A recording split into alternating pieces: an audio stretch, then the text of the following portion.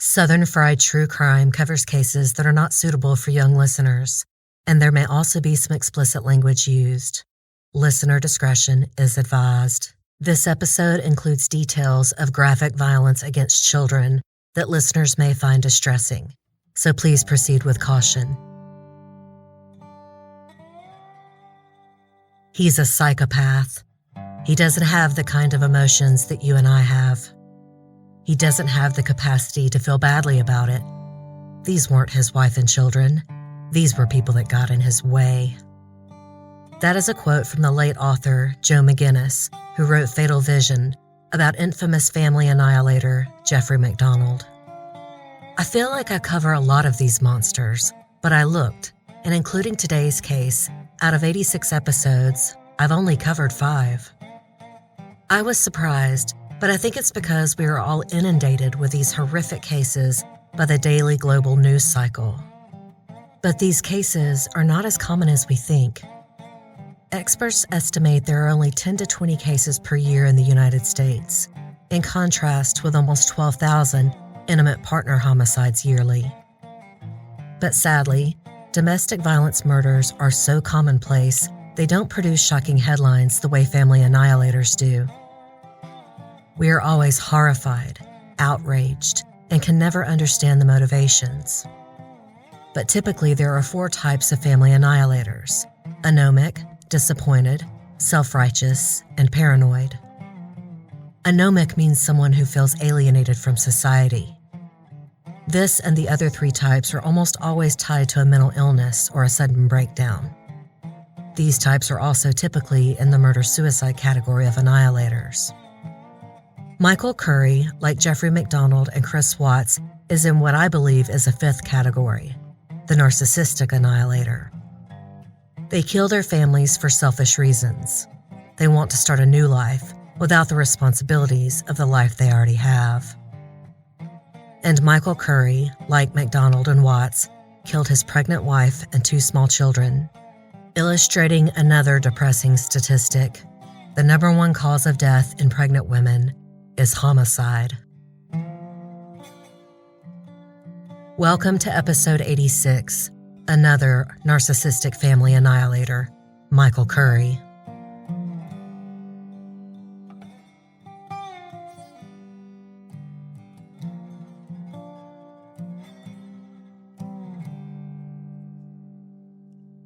Michael Curry and his wife Ann were both born in Georgia and were married and raising a family in a small suburb in Columbus, Georgia in 1985. Columbus is about 100 miles or 160 kilometers southwest of Atlanta. Fort Benning, where Ann's father had been stationed, is south of the city near the Chattahoochee River.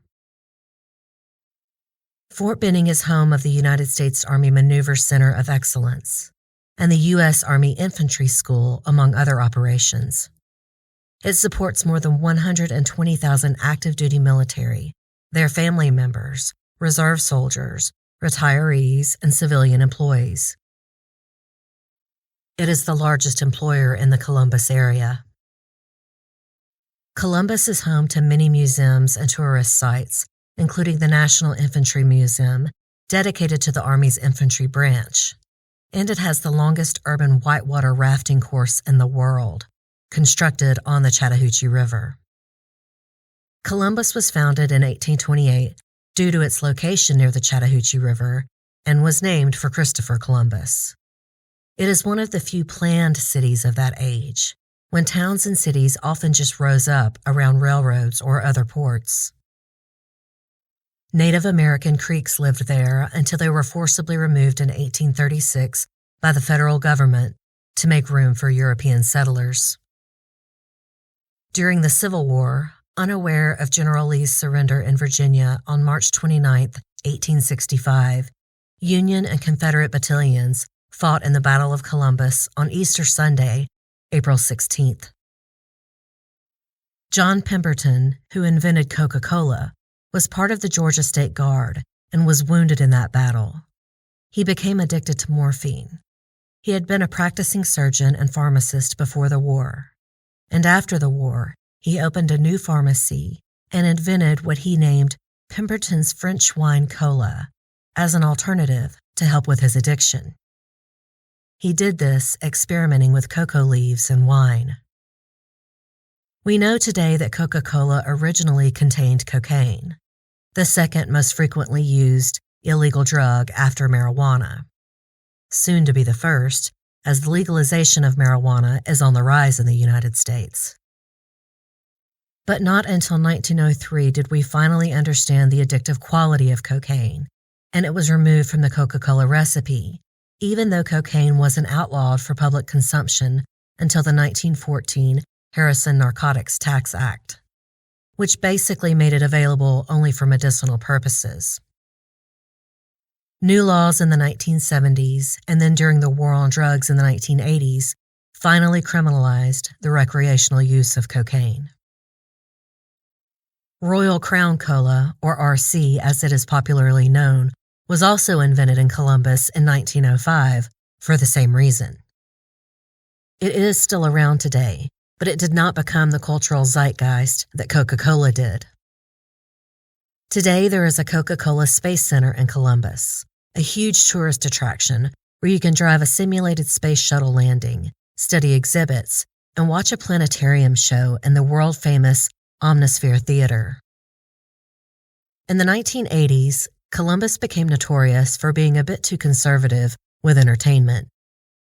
There was even a law once banning ladies' nights in local bars. When the Beastie Boys performed in concert there in 1987, they were arrested because of the huge inflatable penis they had on stage and for lewd language. The city passed an anti-lewdness law to stop it from happening at other public performances.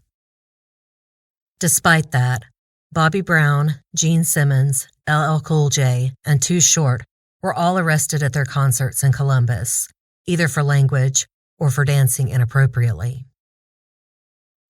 But modern Columbus is much more fun, with many festivals and spring and fall concert series, and of course a myriad of activities around the Chattahoochee River, including the Whitewater Express, the Blue Heron Zip Line, stand-up paddleboarding, and many other activities on the Riverwalk Trail. If you visit, you should also experience the Black Heritage Trail in Columbus. It's an urban trail connecting 30 African American heritage points of interest. The trail features many contributions and significant events in the African American history of Columbus. There's also an annual Southern Pirate Festival in late October, along with several haunted spots to visit, like the house called Riverwalk, where the trail gets its name, that has been called the House of 1,000 Cadavers, and of course, Crybaby Bridge on Whitesville Road, where people claim to hear a baby crying. I'm going to pause now for a short commercial break. Ann Johnson Curry was born on January 4th, 1961 to parents Jim and Bernice, while Jim was stationed at Fort Benning. She was the youngest of 4 kids, with 2 sisters and a brother. The young family traveled the world with Jim's stint in the Army.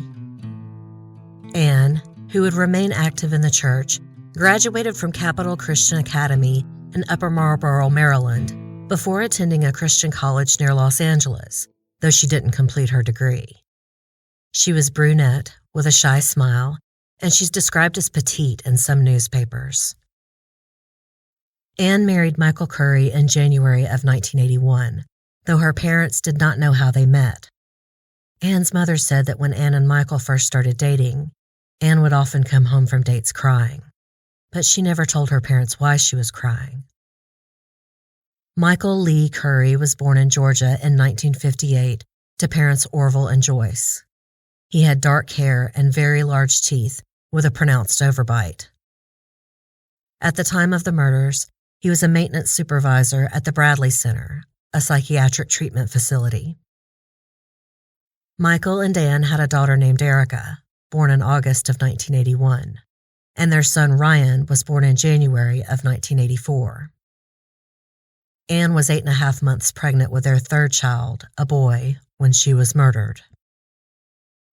Up until late in her pregnancy, Ann worked from 4 p.m. until midnight as a customer service representative for Blue Cross Blue Shield. A co-worker of Ann's later told the press that she worked the night shift to save money so the couple wouldn't have to pay for childcare. The Currys moved into a middle-class neighborhood in Columbus, Georgia, about a year before the murders. They lived on Rockhurst Drive, in a neighborhood that was described at the time as having neat brick homes and manicured lawns. Neighbors described the Currys as people who stayed to themselves. One neighbor said, quote, "They were private people, very private." Liking your privacy isn't a crime, but they didn't seem to have many friends either. That, with how little Ann's family seemed to know of Michael, does send up red flags, at least in hindsight. As the marriage progressed, Ann's parents weren't impressed with their son-in-law. He often seemed callous and uncaring. He refused to drive his wife to the hospital when she was having labor pains, so she had to call her parents. At the time of her death, she had taken leave from her job after staying a week in the hospital on bed rest, giving herself daily injections to prevent blood clots. Neighbors did later report that the Currys were heavily in debt. Their house had 2 mortgages. They had to buy a new station wagon when their old car broke down. But before the murders, Michael had also bought a microwave oven and VCR. Maybe Ann thought these small luxuries were worth it, but since she chose to work a night shift, only to stay up all day taking care of the kids to save money, I kind of doubt it. Michael strikes me as the careless spendthrift in the family. When Ann was in the hospital with pregnancy complications, Michael started an affair with a coworker named Pam Burt. Pam was also married, but separated from her husband, Fred. She and Michael had been dating for 3 weeks prior to the murders. On August 24th, 1985, Michael and his mistress Pam went out for dinner and drinks and then got a hotel room at the Holiday Inn. Pam's husband Fred found out that his wife was at the hotel with another man. So he went down there and confronted Pam, but ended up leaving. Fred and Pam were technically separated at the time. He had just wanted to confront his wife to confirm the affair. Michael told Fred that he loved Pam. Fred went home, and then Michael and Pam stayed the night.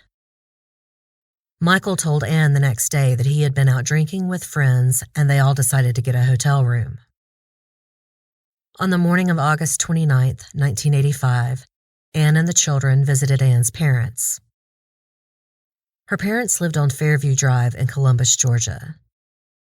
She left little Ryan with her parents and went shopping with Erica at Sears to buy a gift for a birthday party the little girl was attending that night.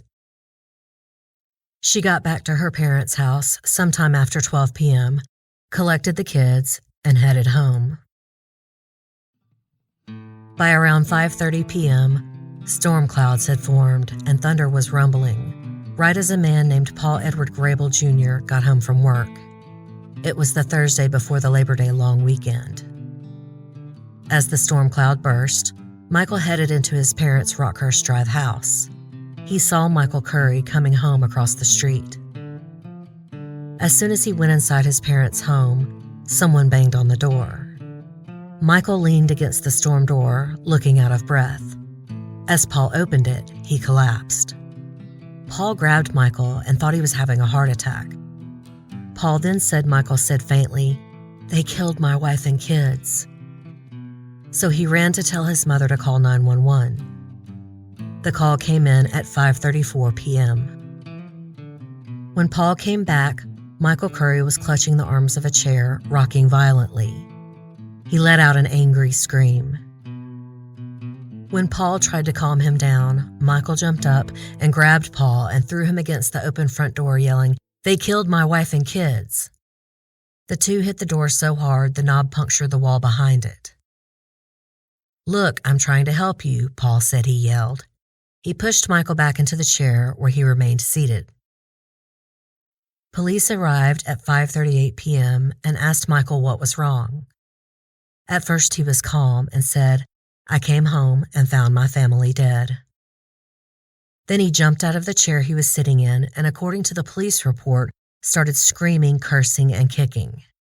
One of the police officers handcuffed him, called for an ambulance, and then asked which house was Michael's. Then the officer headed to the Curry house as an ambulance arrived.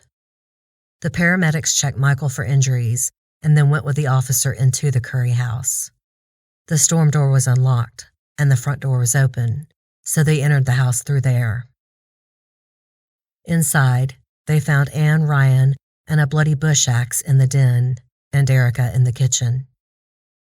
A bush axe is used to clear brush, and it has a wide curved blade.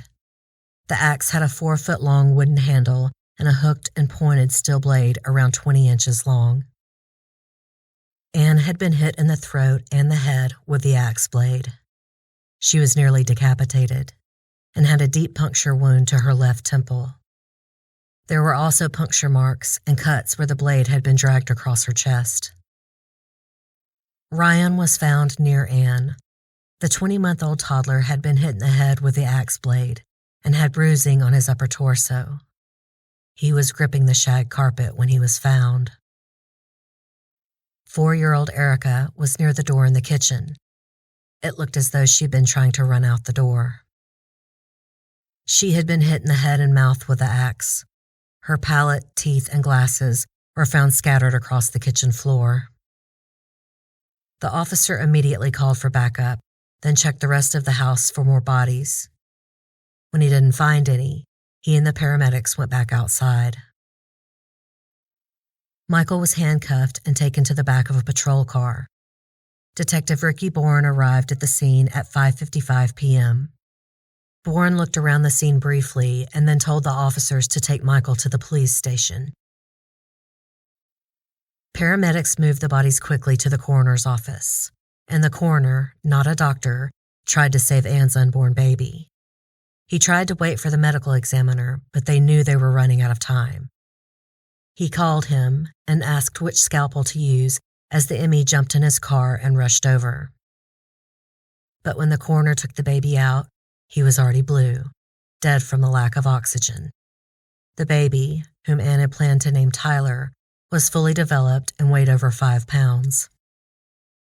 The autopsy showed that Ryan and Erica died of skull fractures, and Ann died of massive blood loss. The cut across Ann's neck had sliced through her neck muscles and severed her carotid artery and jugular, but not her trachea. There was a 2-inch-long puncture in her left temple. The medical examiner originally estimated the time of death between 2:30 p.m. and 3 p.m. When police got to the house, the south side door from the driveway to the kitchen was unlocked. This is the door police believed Ann and the kids used to enter the house. The gift Ann bought for the birthday party was still in the car. Soap and fingernail polish Ann had purchased were on the kitchen table. It looked like Ann and the kids had been ambushed as they came in the house. The trash can was overturned, blocking the kitchen door, leaving police to believe it couldn't have been opened after the murders. The back door was still locked, but a window had been broken next to the back door's deadbolt. Most of the glass shards were still in the exterior storm door, while a few shards were on the floor inside. With the glass found inside, in front of the door, it looked like the window was broken from the inside, that the killer hadn't actually come through that door. And no fingerprints were found on the door. It looked staged. On a chair next to Ann's body was her purse. It had been dumped out into the chair. But a smaller purse inside was still closed. The smaller purse actually held a toy that Ryan liked, but it looked more like a wallet, so it was strange that it wasn't also opened. This was the only sign of a burglary attempt. There was nothing missing from the house, and there was also a checkbook, television, and stereo equipment, all in plain sight. All windows and doors were closed. The house thermostat was turned up to the highest setting. It was more than 90 degrees in the house, and it was in the high 80s outside. The axe used to kill the family was left next to Ann and Ryan's bodies. Police quickly discovered that Michael had purchased the axe for yard work a few weeks earlier. The price tag was even still on the handle. He kept it in the rear storage room. but there were no fingerprints on the axe, suggesting not just that the killer wore gloves, but that it had been wiped clean. Because surely Michael Curry, who purchased the axe, would have left some prints on the handle. And there were no bloody footprints inside the house. Detective Boren began interviewing Michael at around 9 p.m. Michael said that morning he had left for work at around 7:40 a.m. and had arrived at work at 7:50 a.m. Then he left his job at 9:40 a.m. and went shopping for a fan for the medication room at the Bradley Center because he said the room had poor ventilation. He went shopping at Sears first, even though the Bradley Center didn't have adequate credit there. He claimed he just wanted to see what they had. Next, Michael said he went to Columbus Square Mall to see some renovation work. Then he went to Montgomery Ward in the Peachtree Mall. He said he didn't find a fan there. So then he went to the Macon Road Kmart, but no one saw him until he reached Kmart. After 3.5 hours of shopping, Michael found a fan at Kmart and started checking out at 12:40 p.m. It took him 15 minutes to fill out the credit purchase forms before he was finally done at 12:55 p.m. Michael said he got back to work around 1:10 p.m. He then left work around 5:10, dropped off some mail, and went home. He said he got home at 5:30 p.m., unlocked and entered through the front door. He claimed he only entered through the front door because he saw a yellow circular placed in the storm door. It was then, he said, he found the bodies of his family. A receipt verified that he purchased a fan at 12:55 at Kmart. Police later tested the drive from Kmart to the Curry residence. It took them 13 minutes. Even though a man whose family had just been murdered would be distraught, Michael still acted very suspiciously during questioning. He changed his story a few times when asked what he did when he found the bodies. He also changed which door he ran out of, and at one point, he even said he went home sometime that morning. In one story, he said he knelt down next to his family members to see if they were dead. In another, he said he realized they were dead right away and ran to the neighbor's house to call for help, even though there was a phone in his house that he could have called 911 from himself. He claimed that when he went to call 911, he left through the side kitchen door. Police asked how he did that since the trash can was blocking the door. Then he said, "Oh no, wait, I went through the front door." Police found the yellow circular on the bed in the master bedroom. The yellow circular was from Energy Savers of Georgia. Police contacted the distributors, and they said they put the circular out in Michael's neighborhood from noon to 2 p.m. that day. How would Michael have seen the circular in the door and then it wound up on his bed, even though he said he never left the living room as he went to run for help? Police asked Michael if there was anything out of the ordinary that had happened recently. He said that Ann had recently received an obscene phone call. Ann's mother later confirmed that her daughter told her this.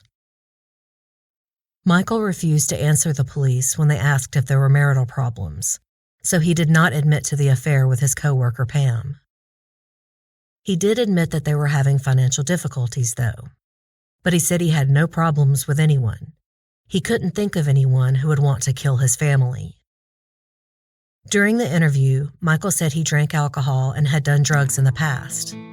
He said he had done heroin, PCP, cocaine, speed, and smoked marijuana.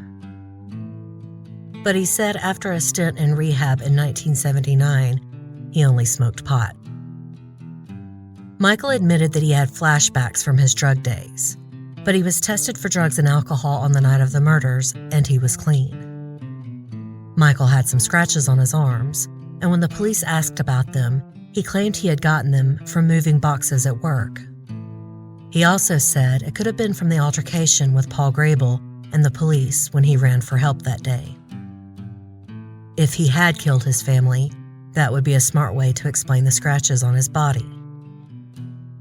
When asked about Ann's purse being dumped out on the chair, Michael admitted he was the one that did that, but he refused to explain why.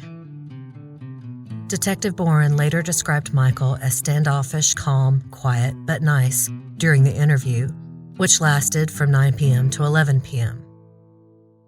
Boren thought that was unusual at such a critical time.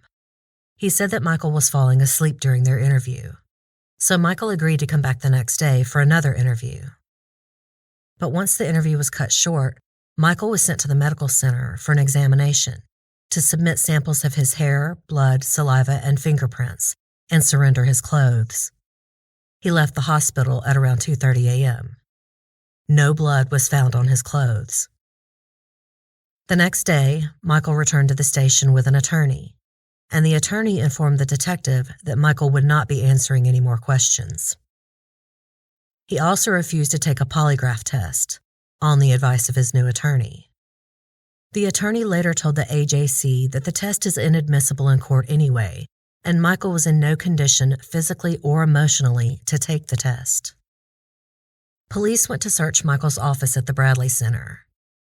They saw a whiteboard for vehicle checkouts and noticed that Michael had erased a line on the board saying that he had checked out a car at 9:40 a.m. on August 29th to go to Kmart. All other previous reservations were still on the board. Remember, Anne's parents told police that Anne and the kids came over to their house on the morning of August 29th, and at around 9:50 or 9:55 a.m., Anne and Erica left to go shopping for a birthday present at Sears, while Ryan stayed with Anne's parents.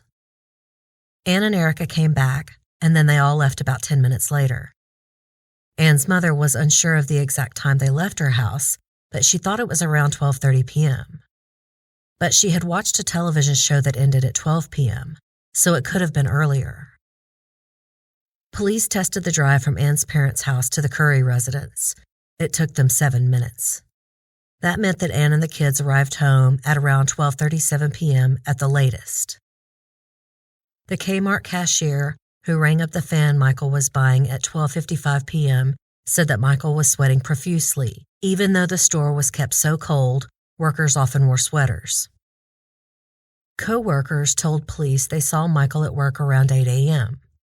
They also saw him at around 1:15 p.m., and he was seen shortly before 5 p.m. when he left for the day. So that leaves a big opening of 8 a.m. to 1:15 p.m. that day where no one saw him, though he did log the company vehicle he took out at 9:40 a.m. Even though he had erased his vehicle log, you could still see where he had put Kmart at 9:40 a.m. And yet he went to Sears first. That would have been at almost the exact same time that Anne and Erica were there. Months later, Michael admitted to police that he had been having an affair with a coworker, Pam Burt. Pam told police that Michael, quote, loved his wife and kids and said that if his marriage ever ended in a divorce, he'd love to get custody of the children. Michael ominously told the police that Pam's husband, Fred, told him a week before the murders that he could hurt Michael, quote, without even touching him. So Fred Burt was questioned, but Fred had an alibi for the day of the murders, and he passed a polygraph. By October, 2 months later, a reward for information about the murders had reached over $27,000. That would be about $65,000 today. But the reward did not generate any new leads. After months of investigating, no one was charged and the case went cold. The DA didn't think there was enough evidence to charge Michael. Despite the lapses in time when people saw him that day, there was no blood evidence to tie him to the scene. Following the murder of his family, Michael moved to Dalton, Georgia.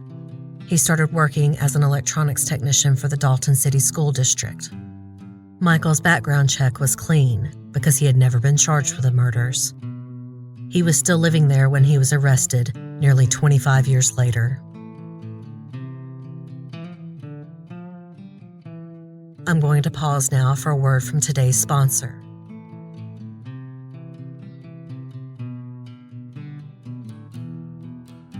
After the murders of their daughter and grandchildren, Anne's parents started a chapter of Victims of Crime Assistance League in Columbus.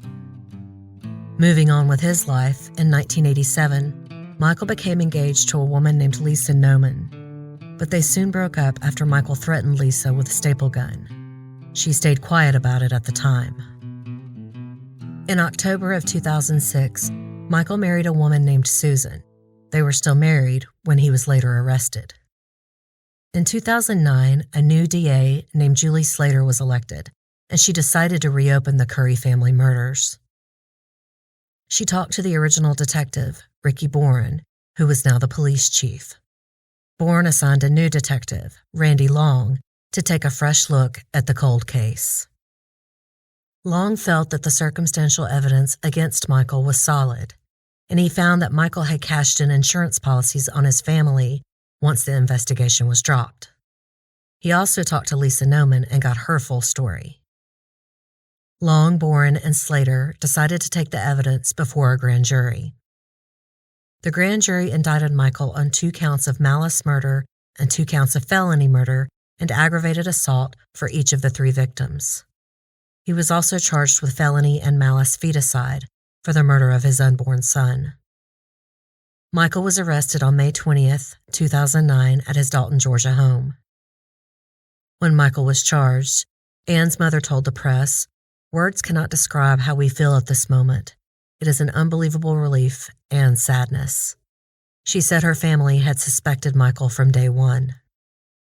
When Michael's wife Susan was asked about Michael's charges, she told a newspaper, quote, "I'm not a bad person. I just married one." At a September 2009 hearing, Michael was granted bond for $300,000, $100,000 per victim. He would have to wear a GPS monitor if he was released. At this hearing, the judge also dismissed 5 charges, the 2 counts of feticide and the 3 counts of aggravated assault. The feticide charges were dismissed because feticide was not a crime in Georgia in 1985, and the assault charges were dropped because the statute of limitations had expired. And it doesn't appear that Michael Curry ever made bond. The trial started on April 20th, 2011 at the Columbus Government Center with a jury made up of 10 women and 2 men. District Attorney Julia Slater prosecuted the case herself with an ADA assisting. The prosecution admitted from the beginning that the case was based on circumstantial evidence. There was no DNA evidence. They wanted to be very clear about that and how strong they found the circumstantial evidence to be. No one else had the motive, means, and opportunity to kill Anne and her children. Michael was having an affair. He was having financial troubles, and his former mistress, Pam Burt, testified that he told her he could not afford a divorce and child support for 3 children. Her ex-husband, Fred, who had known about the affair, also testified that he never threatened Michael and even told him he would not tell Anne. He admitted he hadn't been treating Pam right and had wanted his own freedom. He did not have a motive to kill Michael's family. Anne's mother also testified that after the funerals, she asked Michael if he killed his family or if he knew who did, and Michael wouldn't answer her. He cut off contact with his former in-laws. Michael's ex-fiancée, Lisa Noman, testified that she felt sorry for Michael and that Michael threatened to kill himself several times. She also told the jury that Michael had attacked her during the middle of a calm conversation, holding a staple gun to the side of her head and threatening to kill her. It was after this that she broke off their engagement. This was compelling testimony. Anne Johnson Curry never intimated to her family or friends about problems in her marriage, and she couldn't testify for herself. Lisa was a powerful witness to Michael's real character. Moving on to means and opportunity. The murder weapon admittedly belonged to Michael Curry. It was not brought to the house by some stranger. And Michael Curry also had opportunity. He spent 3.5 hours claiming he was shopping for a fan for work that day, but no one saw him during that time. The Kmart receipt stamped at $12.55 is his only proof of shopping for this fan. The prosecution also pointed out that Michael was not only unfaithful to Anne, but uncaring. He refused to drive her to the hospital when she had complications with her pregnancy, and in fact, started the affair while she was in the hospital. Then he often stayed out drinking with friends while Anne was home with the kids. She was supposed to be taking it easy on bed rest. Prosecutors also pointed out that Michael did not call 911 himself. He also admitted that he didn't really check pulses to see if anyone in his family was still alive when he got there. And of course, he had collected on their life insurance policies. The prosecution put forth a very compelling theory. They said that Michael admitted he had been to Sears first that morning to look at their fans, even though the Bradley Center, where he worked, did not have a line of credit there. He left for Sears at almost the exact same time that Anne and Erica did. Michael admitted he knew Anne's plans to go to Sears, so maybe he went to be sure that's where she was, and after he saw his wife and daughter, he raced back to the house to wait for them. The police tested the driving routes both Michael and Anne would have taken that day, and he had enough time to get to the house after leaving Sears. Then he just had to wait for Anne and the kids to come in the door. They thought it was possible that Michael wore coveralls or something similar to avoid getting blood on his clothes. He turned up the temperature at the house to over 90 degrees as he lay in wait for his wife and children. Turning up the temperature seemed strange, but perhaps Michael thought it would keep the body temperatures higher, making it appear that the murders happened after he returned to work, after 1 p.m. And it did work at the time. The Kmart clerk testified that Michael was sweating profusely when he finally, after almost 4 hours of supposedly shopping, bought the fan. Prosecutors theorized that Michael threw out the coveralls or protective clothing on the way to Kmart. That's why he was seen by coworkers wearing the same clothing with no bloodstains. And prosecutors knew that while men often murder their wives, the brutal axe murders of small children would be really hard for the jury to understand. They explained that Michael had to kill the children because they would have recognized him. Maybe toddler Ryan was hit while his mother was holding him, but little Erica appeared to be trying to run out the back door. She knew who was hurting her mother and brother, and she died a brutal, sickening death on the kitchen floor. Prosecutors also said that Michael had staged a break-in by breaking the window next to the back door's deadbolt. Only he did it from the inside, and the door was still locked when police got to the scene. They thought the trash can had been overturned leading from the kitchen door outside of the driveway to block the only available exit. Anne and little Ryan were attacked in the living room near the front door. 4-year-old Erica was found near the kitchen door and the overturned trash can. And though Michael attempted to make it look like a break-in, nothing was taken from the house. No drawers were rifled through, no closets opened. Expensive stereo and TV equipment lay untouched, and he admitted he was the one who had dumped out Anne's purse, though he never explained why. They thought he admitted to this because he realized his fingerprints were on the purse. He had wiped down the murder weapon, but forgot the purse. In fact, most of the small home didn't have any fingerprints. He wiped down most of the hard surfaces, but he forgot the purse. Michael Curry's defense basically used the opposite technique of the prosecution. There was no direct evidence tying Michael to the scene, no DNA, no fingerprints. They reminded the jury often that this alone left reasonable doubt. They also pointed out the tight timeline. Anne and the kids could still have been alive while he bought the fan at Kmart. They said that if Anne left her parents' home and arrived back at her house at least 12:37 p.m., it would have been impossible for Michael to kill them all and be back at Kmart buying a fan. They said that would leave only about 5 minutes to kill 3 people and stage a break-in. But I ask you, how many minutes do you think it takes to swing an axe and kill a 8.5-month pregnant woman, a toddler, and a 4-year-old? And Anne's mother wasn't sure it was 12:30. It could have been earlier. Michael claimed he went to another mall after he left Sears, but there was no receipts to prove it. The prosecution contended that after Michael murdered his family, he drove to Kmart and bought the first fan he saw. By the time Michael got back to work, it had been over 3 hours. He had plenty of time after seeing Anne and Erica at Sears to go stage the scene at the house and wait for them. The only rushing was after he killed them. It's probably why he forgot to wipe down the purse. At work, his coworkers said he was calm, wearing the same clothes, and even mentioned he had to babysit Ryan while Ann took Erica to a birthday party that night. The medical examiner had originally estimated the time of death for the family to be between 2:30 and 3 p.m. that day. But at Michael's trial in 2011, the GBI medical examiner and forensic pathologist testified that a rectal thermometer had been used to determine time of death. But with the heat turned up that high, their body temperatures would not be an accurate way to determine time of death.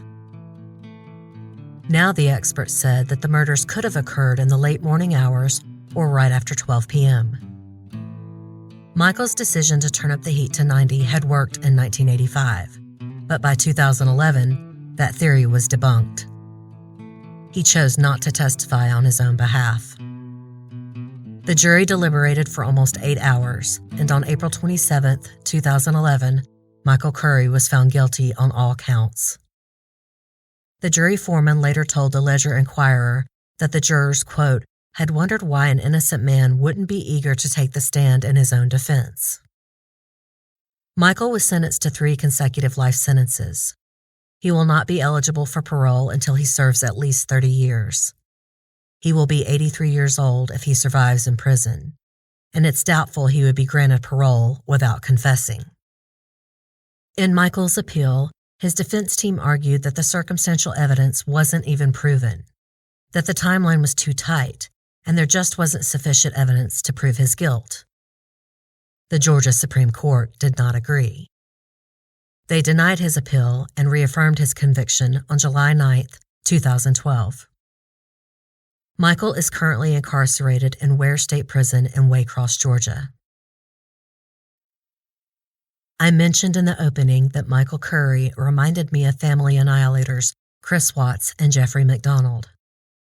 The 50th anniversary of the MacDonald murders was just last week, and to this day, Jeffrey MacDonald insists he is innocent.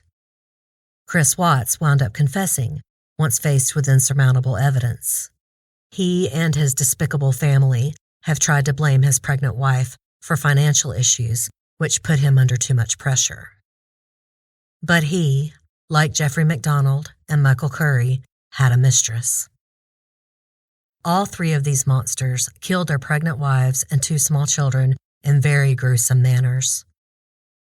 The difference is, Chris said he strangled his wife after a fight broke out in their bedroom, and then he had to kill his daughters after they saw him dragging her down the stairs. MacDonald may have never confessed, but investigators at the time and experts today all agree that a fight broke out between him and his wife in their bedroom. And after he fatally struck his daughter, who ran in the room, he made a brutal choice and murdered them all. Michael Curry is definitely a narcissistic annihilator like Watts and MacDonald. But he actually planned the brutal deaths of his wife and children. He lay in wait for them. He protected his clothing and staged the scene. But it would seem that Ann, over 8 months pregnant, did fight back. Michael Curry had scratches on his arm. So instead of calling 911, he went and made a hysterical scene at his neighbor's house to explain the scratches. Author Joe McGinnis famously called Jeffrey MacDonald a psychopath. I think he's right. He's never shown remorse. As for Chris Watts, personally, I think he enjoyed the attention he received from his voluminous confessions. But Michael Curry is an even worse breed of monster than those 2. He wanted out of his marriage, and he didn't want to pay for it.